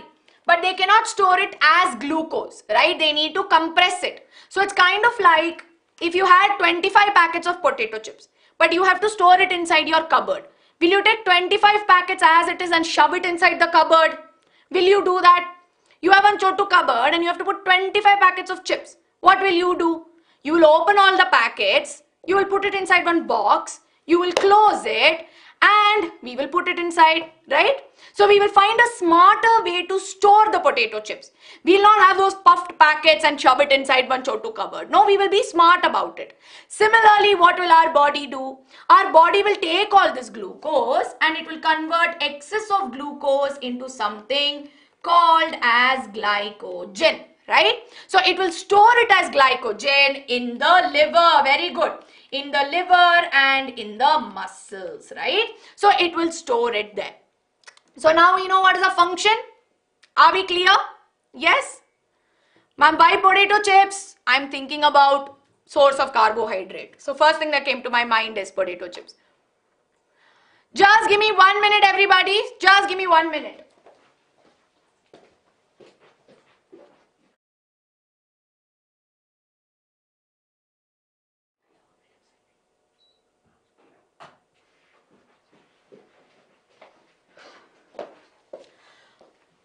Okay, I'm here. No, I'm not hungry. I just went to sort something out, right? Yes, okay. Are we clear, students? Are we all clear? Is this clear to all of you?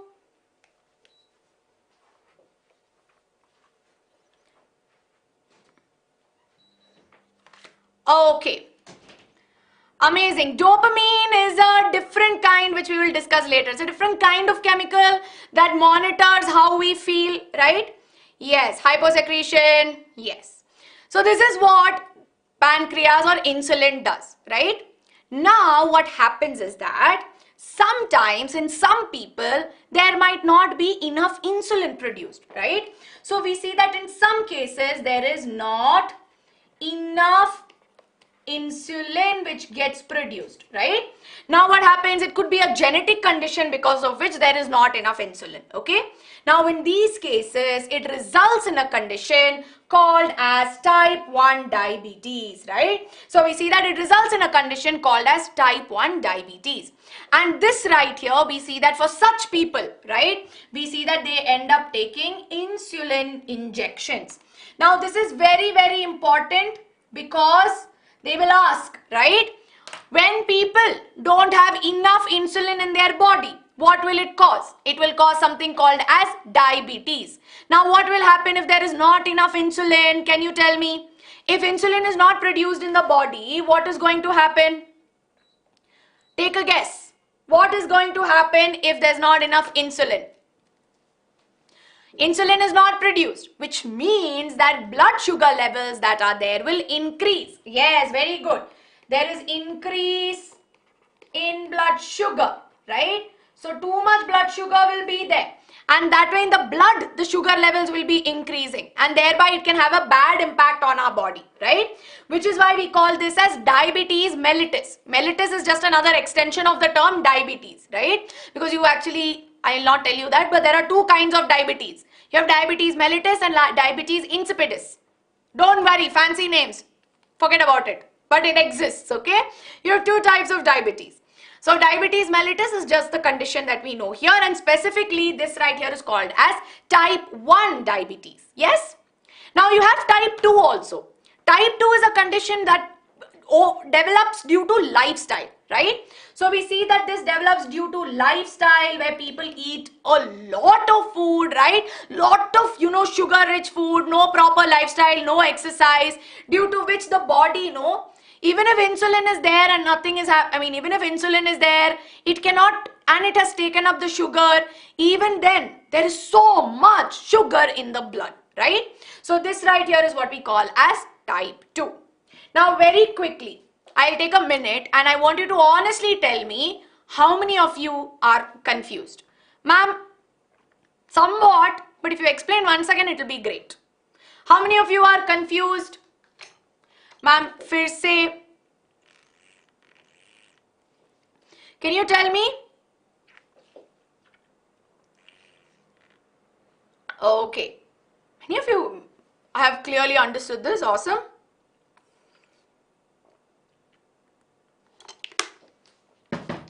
Okay, please repeat. Sure.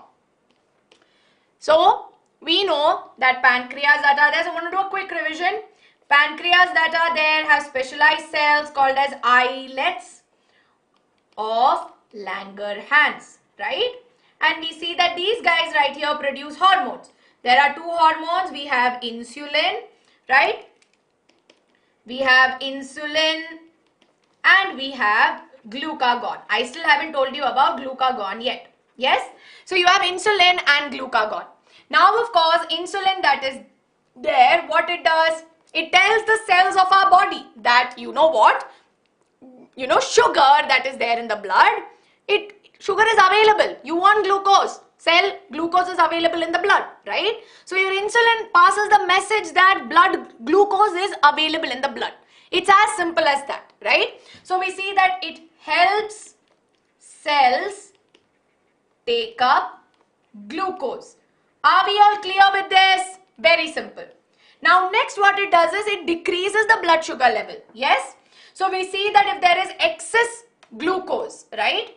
So we see that if there is excess glucose, it will convert it to glycogen into some other form so that this can be stored in the body, right? So thereby this is how insulin that is there will help in regulating the blood sugar level. But what will happen if, imagine, I don't eat for some 4 or 5 days. Okay, I have decided that I will not eat today. Today full day I am doing dharna. I am not eating today because I wanted to watch my favorite anime but my brother did not let me. So I have decided to protest that I will not eat. But just because I have decided that, my body has not decided that, right? My body is still like, hello, I want food. My cells are like, where is the food? I need energy. I need to carry out activities. But I am adamant. No, I will not eat. Now in this case, what will my cells do? My poor cells that are there, they need to do something. No, they'll be like, you know what, this girl is doing so much tantrums, but still I need to do something about it, right? Which is why in this particular case, my glucagon is going to come to help. So I have stored a lot of glycogen and kept, right? See, glycogen all in my liver, in my skeletal muscles, my body has nicely kept reserve and kept, yes? So what will my glucagon do? It will convert my glycogen into glucose. So whenever the blood sugar level is very high, my insulin will come. But whenever my blood sugar is very low, my glycogen will come.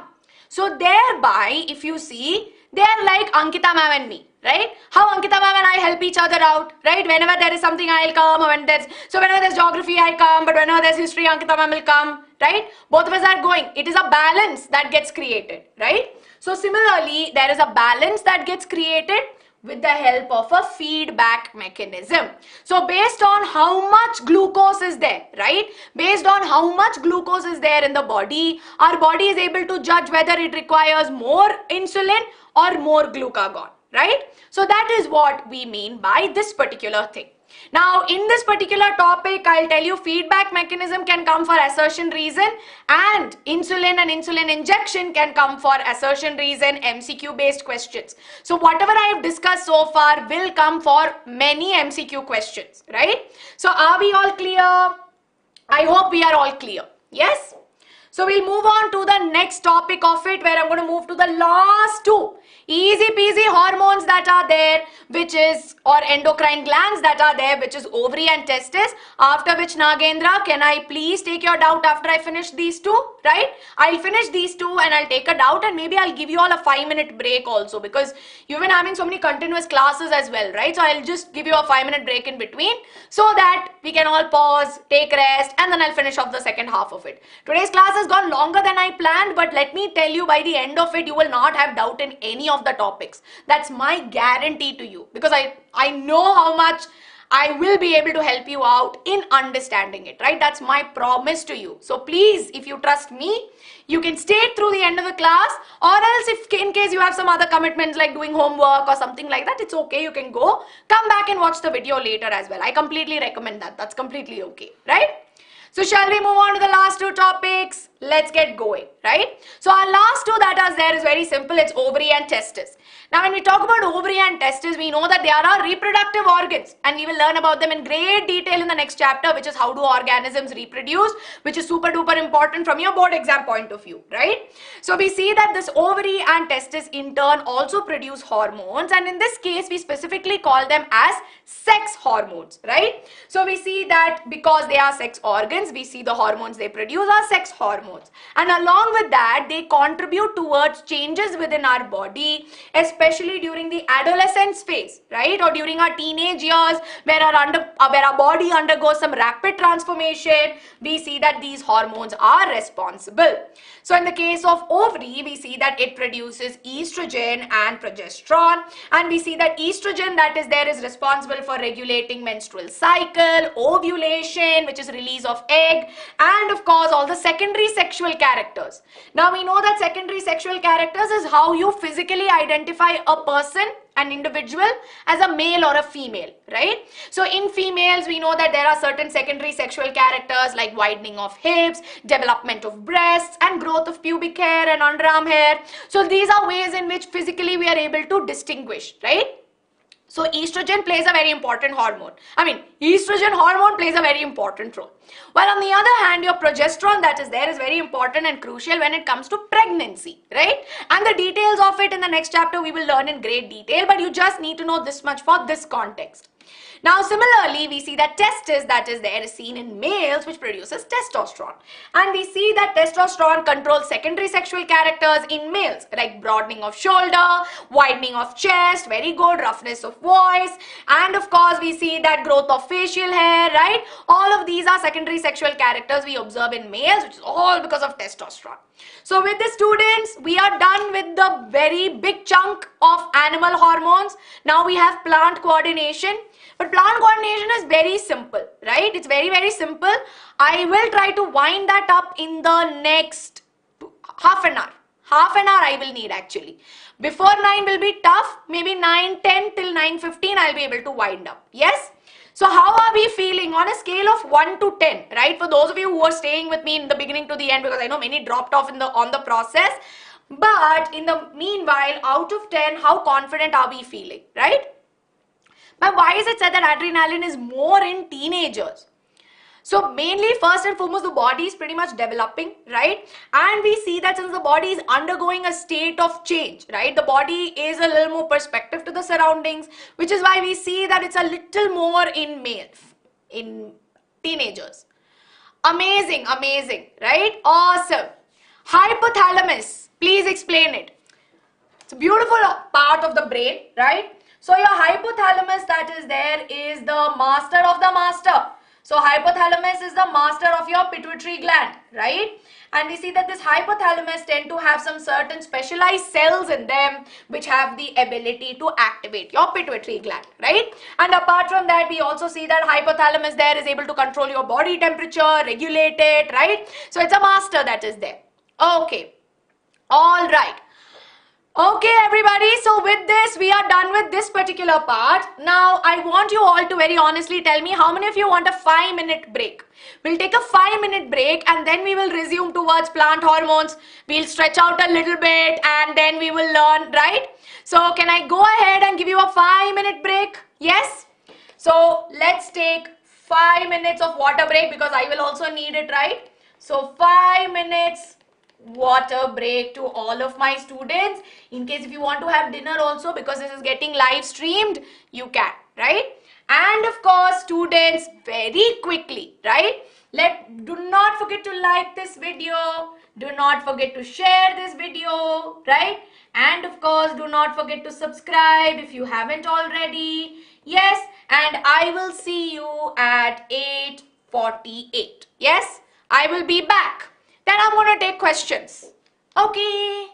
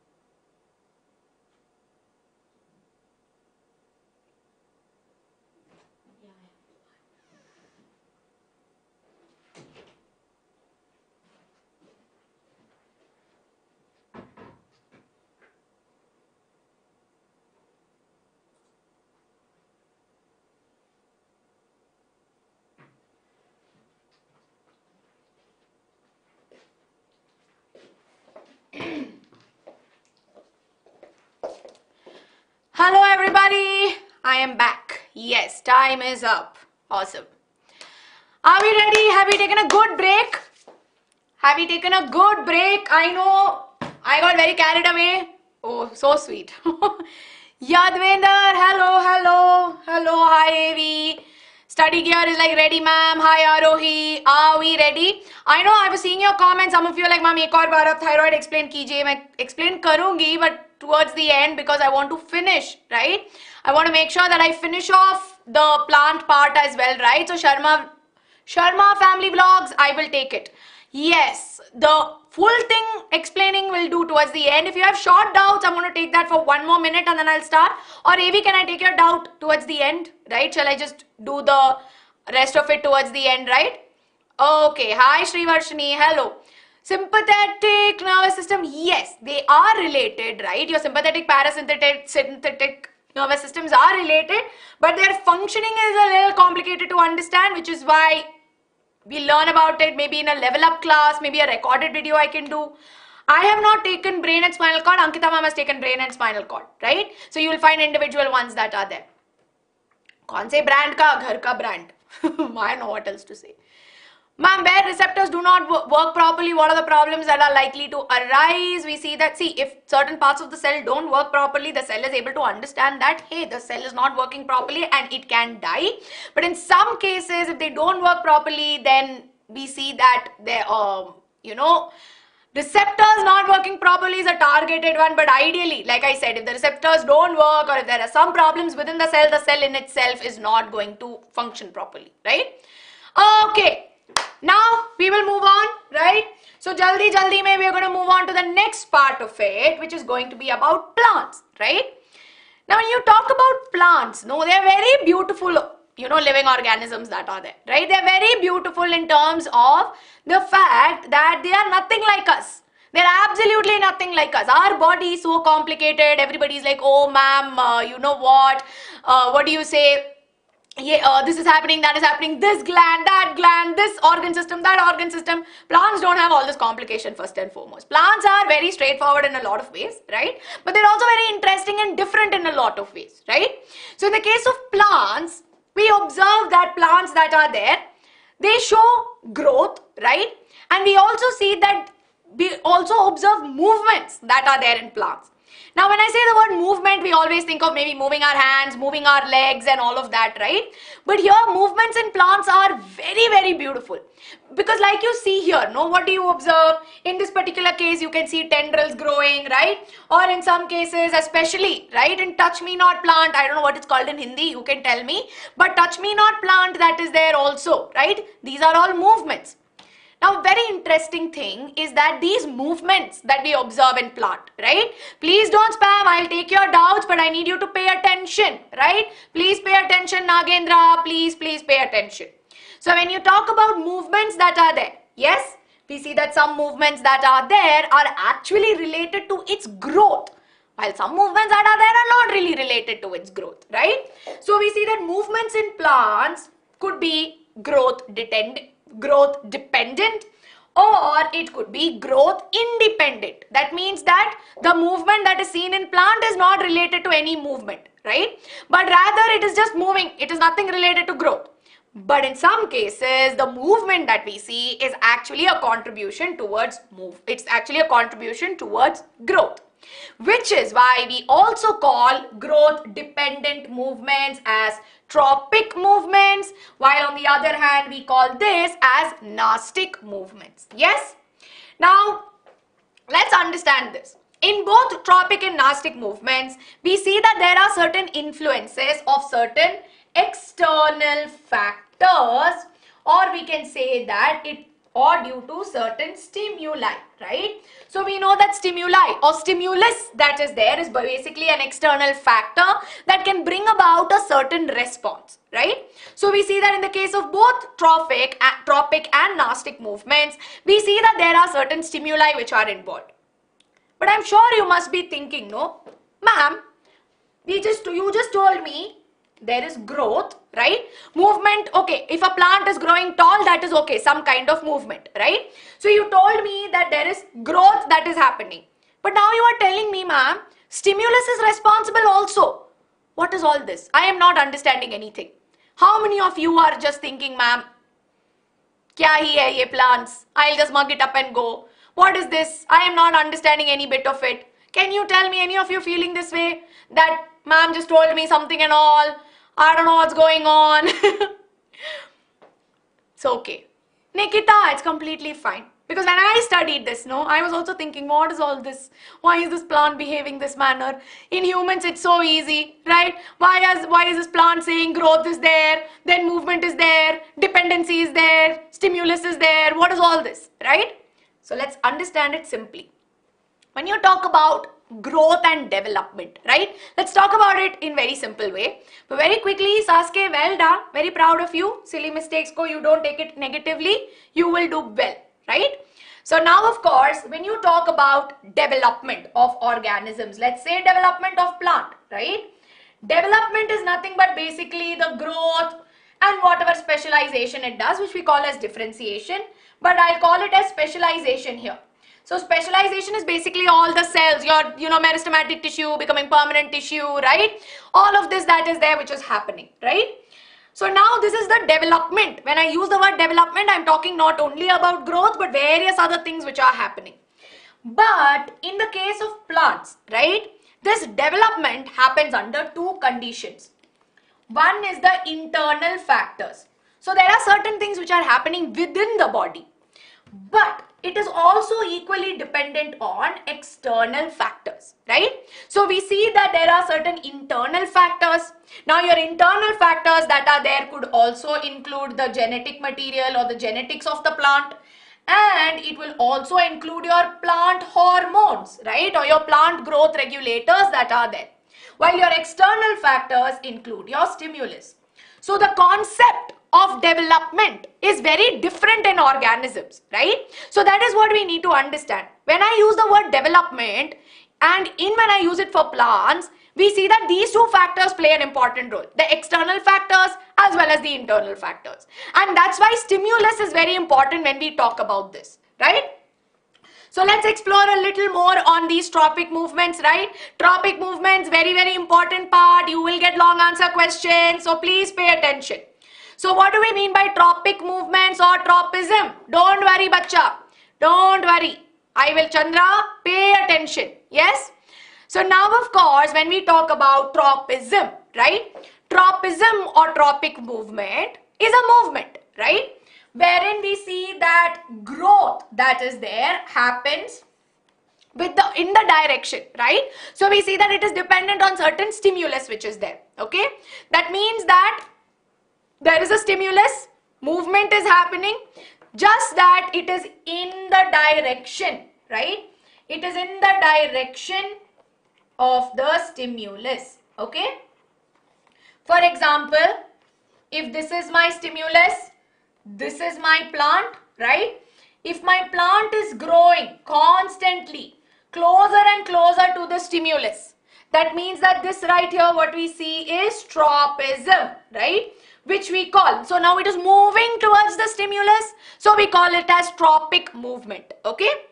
Now what are the different stimuli? We have already seen it could be light, it could be chemicals, it could be touch, or it could be water or gravity. So based on that, we have phototropism, geotropism, hydrotropism, thigmotropism and chemotropism. Yes? So we have all of these. Don't worry. Okay? Main thing, exam point of view. Phototropism is super important. Okay? Please star mark phototropism. Super duper important. Second priority pay, you will have your geotropism, chemotropism in second priority. Then you have these two, okay?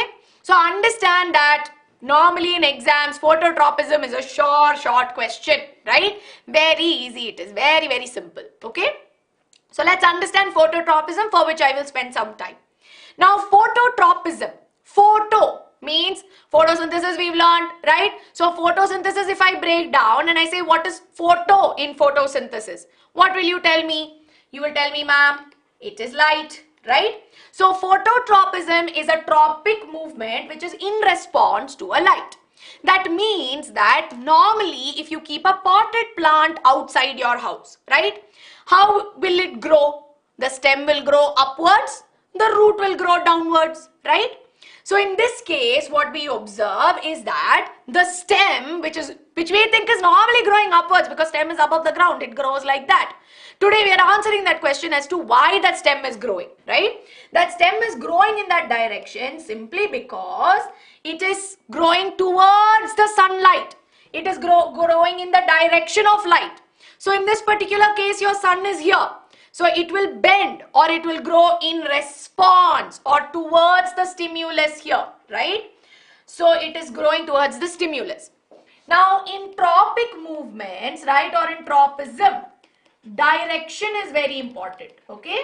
Direction is very important, which means that if it is growing, if this is my stimulus and movement is happening towards the stimulus, right? So think of it this way. If there is a green sign, right? There is a green sign which says I need to take 5 steps forward. Yes, that means that I have taken 5 steps forward. That means that it is positive, right? It is growing towards the stimulus. But aise ulta direction if I go, right? If my stimulus is growing but I'm going away, kind of like in Google Maps, if you put and you go in the opposite direction, they will tell hello, you are going opposite, right? So what will happen? This right here is negative, right? So in such case, we say that the stem here shows positive phototropism, right? Or towards the light, or in this case, we say against the light, which is why towards means positive, away means negative. So roots that are there, right? So your roots show negative phototropism, while this show positive phototropism. But our real question is, why? Why is that, why is that stem bending? How is it that the stem is bending? Is there some cell which is like, oh, sunlight is here, let me go towards that? Or is there something else that's exactly happening? What exactly is happening during phototropism? Now, as much as you will say that there are cells which are sensitive to the light and the stimulus, let me tell you one thing. There is a hormone which is playing a very important role. Now, only this hormone I am explaining because this is the only hormone that they will ask throughout every year. Every CBSE board exam, you will find one question. Apart from the year where control coordination was deleted, you see last year or in the year 2000, 19, 18, 17, you go into those years, right? You will see auxin wala question is very, very important, okay? So here we see that all this is happening because, right? All this is happening because of a hormone called as auxin. Now, auxin is a plant hormone which we also call as phytohormone. Yes? And we see that this right here is synthesized or it's produced by the root and shoot tips. Okay? So we see that this right here is produced in the root tips and in the shoot tips. Now, what exactly happens when the stem is growing? Let's take the example of the stem, right? So in this particular case, right, when the growing plant detects, when the growing plant detects the light, auxin is produced. But what happens is that if this is my shoot tip, right, and we see that these guys are like, yay, light is there.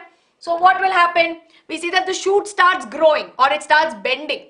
But this happens because auxin is getting synthesized in the opposite direction. And the main function of auxin is to allow for cell elongation and for growth, right? So when it is getting produced in the opposite direction, it's kind of like if I had this paper, okay? One way is if I want to make a stack of paper, I can put one on top of the other, right? And I can stack it, yes? So I can take this, put one more on top, then put one more on top and one more on top, yes? There's also another way of making this grow, yes? I can put one below, I can put one below, and I can put one below. Are we clear with these two? Did you understand that?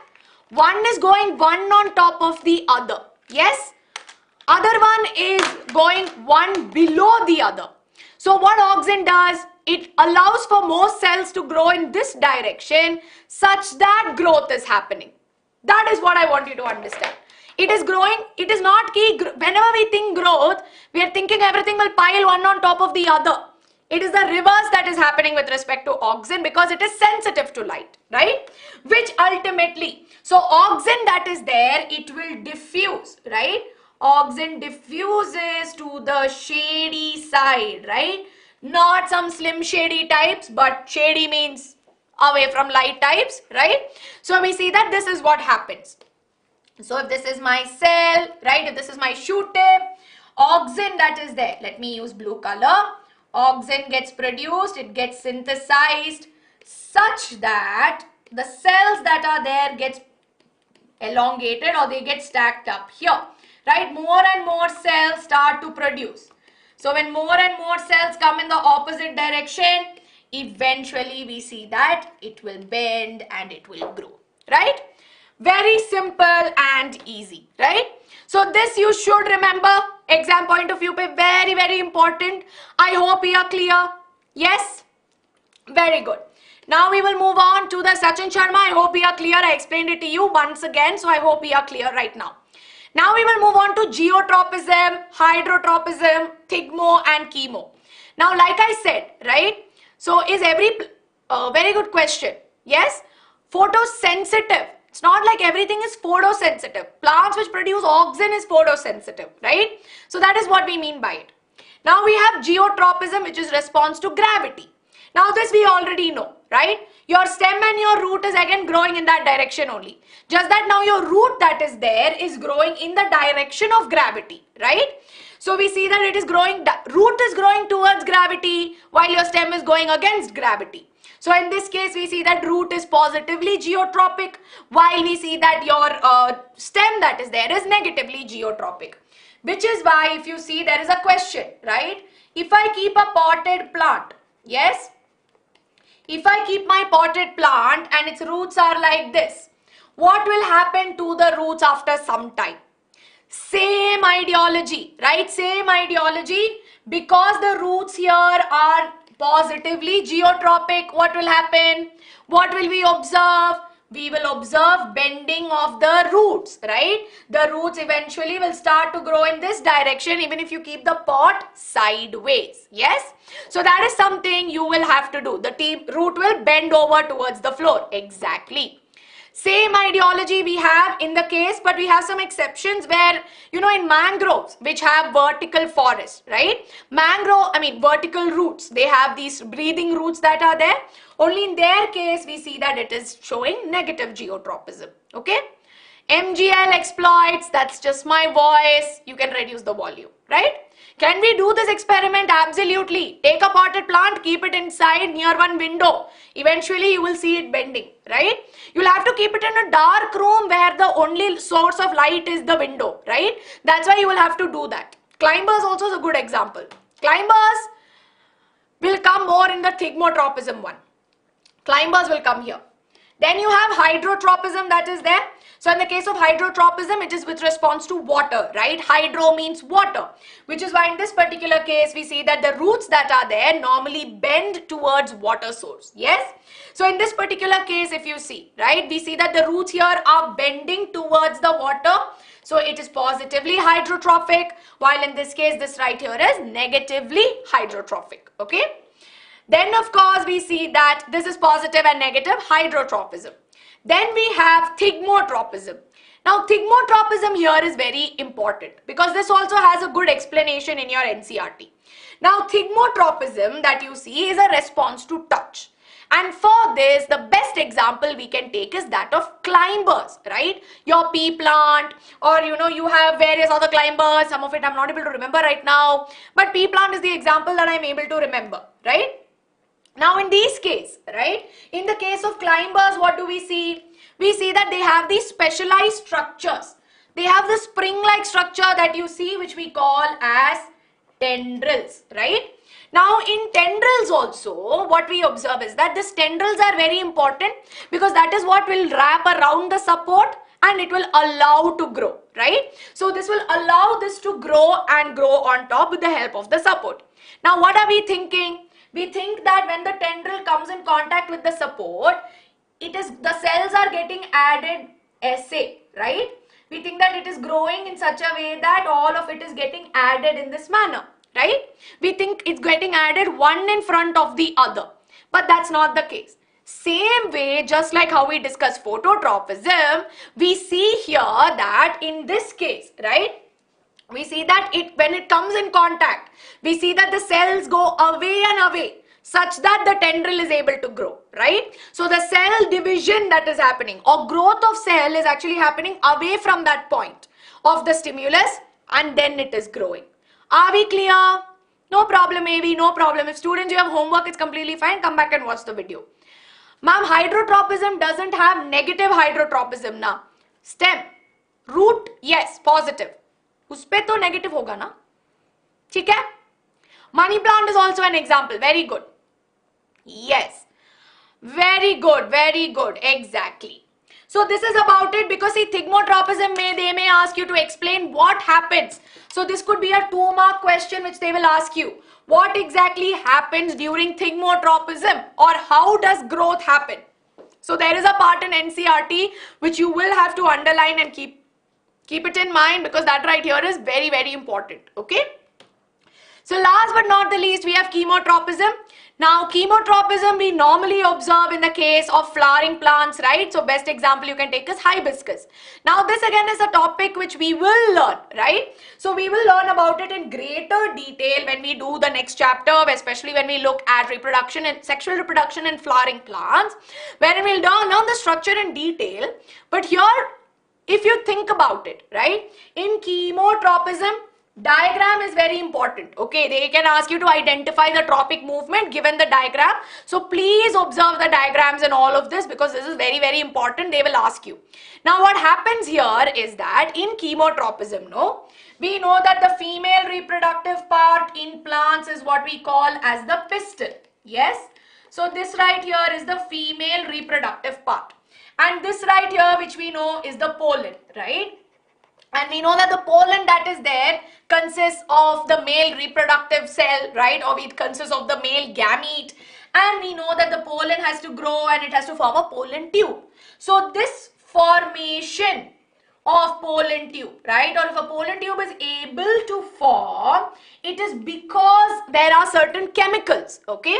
So we see that there are certain chemicals across that initiate this, and it is in response, that growth that is happening is in response to the chemicals, which is why we call it as chemotropism, which is an example, or it is a response to chemicals that happens. Don't worry, get an idea. When I do how to also, this will become super duper clear after that, right? And I'll teach you with aspects of chemotropism as well. Okay? So with this, everybody, we've understood trophic movements. And from this, what do we know? We know that plant hormones play a very important role, which is also known as phytohormones. Now, examination point of view, I told you, auxin and functioning of auxin is very important. We have already discussed it. And in the next 5 minutes, I will wind up the class. Okay? 5 minutes. So I need 5 minutes of your time as well to pay attention. Yes? But now, of course, apart from auxin, we have gibberellin, cytokinin, abscisic acid. Ethylene is not there in your textbook, but just to know that ethylene that is there is a gaseous hormone which is produced, right? Very, very interesting. It is a gaseous hormone which is produced. Now, easy way to remember plant hormone is by using a tabular column, okay? Auxin ka, I told you, very important with respect to examination, yes? But you also have gibberellins which are produced, right? Now, gibberellins that are there play a very important role in stem elongation.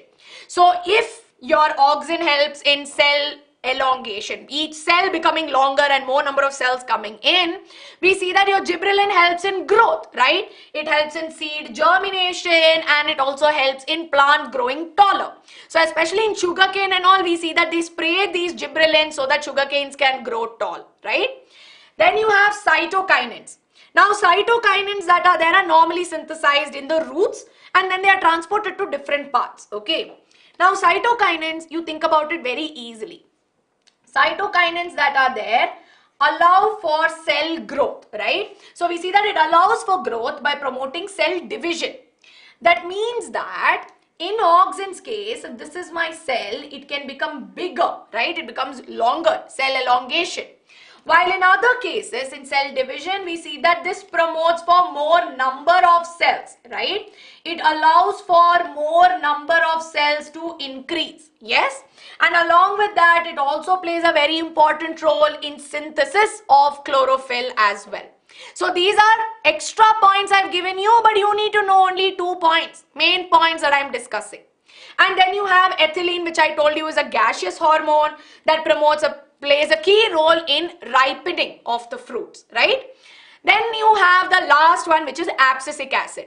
Now in all the case, whether it was auxin, gibberellin, cytokinin and ethylene, everything is promoting growth, right? It's allowing for growth to happen at all times. But it's not always that everything promotes growth. There are some which can inhibit growth, right? Which is why we see here that a growth inhibitor, right? A growth inhibitor that is there is abscisic acid or ABA, right? So ABA is abscisic acid, which we see is normally produced in such cases where the plant is old or parts of the plants is old, promoting aging and dying, right? So we see that it promotes aging, it does not allow germination to happen. So we see in these particular cases, it delays growth. Yes, inhibit to stop, right? So this will stop the growth. So we also call this particular hormone as a stress hormone that is there in plants, right? Ma'am, plants don't get old. No, that's not the case. Plants do get old. You see old leaves that are there which fall off, right? Old flowers which fall off. Now all of these things, right? Leaves falling, flowers falling, all of this is because of abscisic acid only, right? Dormancy means that it is no longer active. It is quiet. It is not functioning. So if a seed is not dormant, if a seed is dormant, that means it is not going to grow. It will not germinate. Very good, Khushbu. Very good. Ethylene. Arey, I did not come prepared with chemical formula. You can check and you can let me know. Ethylene ka. I hope I'm clear. Arey, Varnika, Shri, what happened? Did you join mid-class? Is there something that you did not understand? You tell me, no? You directly tell me what you did not understand. Why are we having negative comments? Be nice to everybody. I'm being nice to you, no? So you tell me what you did not understand. Okay. How is flowering affected? We again see in the case of gibberellins and everything, right? It promotes flowering as well, right? Flowering may even maturity of the plant plays a very important role, especially in sexually reproducing organisms. Yes? Thank you, Team 7 guy, for the formula and helping me out. Suddenly, chemistry formula, if you tell, I get very scared. Okay. Abhi to now, very important thing, last part, last important thing, right? That is chui mui. It's called chui mui. You all told me it's called chui mui, right? So chui mui that is there, we saw so far, whether it was your hydrotropism, phototropism, whatever it was we saw, in all cases we observed that there was some growth related one. The growth is happening in the direction of stimulus, right? And we see that it is dependent on growth, direction matters, so many things we saw. So now we have chui mui, which is also called as mimosa pudica. Yes. So now in this particular case, here we see, do we see growth? I mean, we see growth, but when you touch a plant, is it growing? What happens in chui mui? When you touch it, it closes, right? The leaves will fold. Now in this particular case, if I touch it from this direction, if I touch it from this direction, if I touch it from this direction or this direction, nothing is happening. Same movement is taking place, right? Same movement is happening irrespective of the direction I am touching it in. Which is why what we observe here is a nastic movement, right? So nastic movements are not dependent on growth. And the direction of your stimulus does not matter, but rather it happens due to change in cell shape, right? So touch me not is an example of a nastic movement, which we call as thigmonasty. Yes? So this right here is an example of thigmonasty. Thigmo means touch, right? Nasty means non-directional movement. Yes, Khushbu, it is. So what exactly happens if growth is not happening? So whenever I touch it, right, we see that there is a way for the cells to talk to each other. So now there is no nervous system in plants where, there is some electric signal that is there. But rather cells will communicate with each other. And how do these cells communicate with each other? They communicate in a different manner where there is change in cell shape. Okay. So when you touch the cell, right, or when you touch the touch me not, there is a specialized cell which will tell that, okay, we have got this. Now because of that, what will happen? It will talk to each other and go. How will it talk? It will change its cell shape. How will it change its cell shape? By movement of water, right? So if the water enters, we see that the cell will become turgid, right? Which means that water is entering, cell is become swollen at this point. But when the water leaves, the cell will become flaccid, right? So as we all know, it will lose the water, it will become all frail and it will have no proper shape, aise suka it will be, right? Which is why what will happen? When all the cells will start to talk and they droop, right? When each cell talks to each other and the water transfers, all the cells will start losing its shape. Eventually, we see that it will begin to fold and it will begin to droop because of the changes in turgor pressure, right? Which is why this right here is very, very important, right? So this again will come for 3 marks. So please students, right? It can come for assertion reason. It can come for 3 marks explanation. Can come for 2 marks explanation. So everyone, please put a star mark in your textbook. Yes? So thigmonasty, that is, there is a non-directional movement that we observe in response to touch. Similarly, you have others. Your photonasty, which is like a response to intensity of light. So in plants like oxalis and all, no, we see that the leaves will droop when there's not enough light. So if there's a cloudy day and there's not enough light available, it will droop. Yes? Similarly, some flowers will close in the night. How many of you have seen flowers will close in the night and they'll open in the mornings? Certain species of hibiscus family show this, no? So this is again a response to darkness. So when it becomes very dark in the night, it will close like that. So which we call as nyctinasty. This is some extra examples that are there, right? Moonflower, exactly. So with this students, we are done. बहुत लंबा class था, but if you stuck till the very end, I am sure that your confidence level when it comes to this particular topic is very, very important, right? So your confidence if you have in this chapter, because normally with control coordination, the language which is used in NCERT is very vague. Okay, it's very beautifully given, but the fundamentals are missing in NCERT. That is the problem. And when fundamentals are not there, no, we get very worried. Arey ma'am, kuch bhi samajh mein nahi aa raha hai. But when fundamentals are clear, you have nothing to worry about. Which is why control coordination is a chapter that you need to pay attention to. Yes? Okay. All right. Now I know many of you here are... Just give me one moment. Let me open the chat. I think it's frozen on my screen again. Okay. All right. Ma'am, why an alcoholic person cannot walk straight? Because when a person has consumed alcohol, we see that in their case, we observe that the cerebellum gets compromised, which is why they are not able to walk straight. Right, Nagendra? That is the reason behind it. Ma'am, I have seen flowers which bloom at night. Many reasons are there for that, right? So many reasons are there. So first and foremost, it could be an anastic movement as well. Yes? Ma'am, suggest a proof that even unicellular organisms respond to stimuli. Give examples, right? That even plants respond to stimuli. Soumya, we have just discussed. Phototropism, negative tropism, geotropism, all of that, right? Seismonasty. Seismo is normally in response to shock. So that is what we mean by that. So quickly, seismonasty is response to shock, right? So moving on, let's quickly recall what we learned. Today we learned about the differences between chemical and nervous coordination, right? Then what did we learn about? We learned about hormones and we learned about glands. Then we also learnt about how we have exocrine glands and how we have endocrine glands. Now in the case of endocrine glands, we learnt about pituitary gland, which is also the master gland that produces your growth hormone, right? Then we also learned about the thyroid gland that is there, which produces thyroxine hormone and what was its function. Then we learned about adrenal gland, which produces adrenaline and what it does to our body. We learned about pancreas and how it produces insulin and glucagon and how it has a feedback mechanism.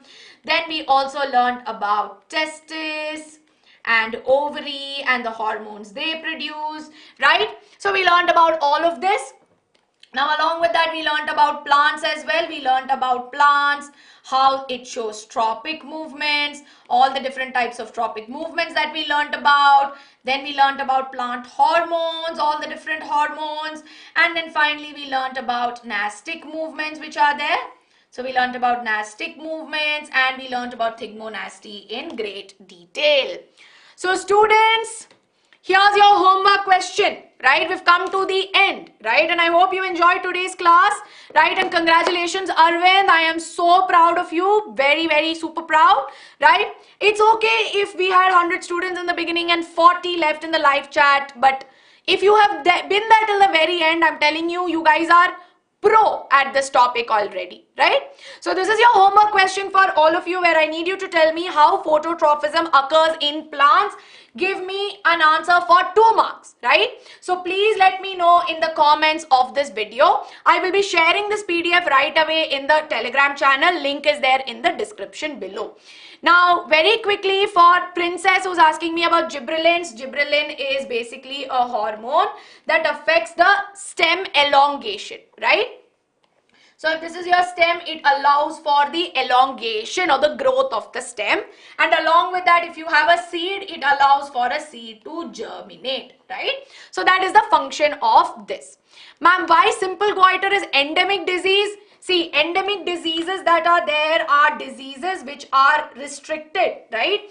We see that they are restricted to a certain region, okay? So when you say endemic animals, that means they are restricted to a certain region.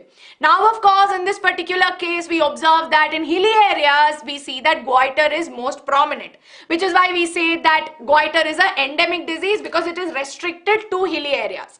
I hope I have answered that. Yes? Thank you, Team 7 guy. I'm so happy that you enjoyed today's class, right?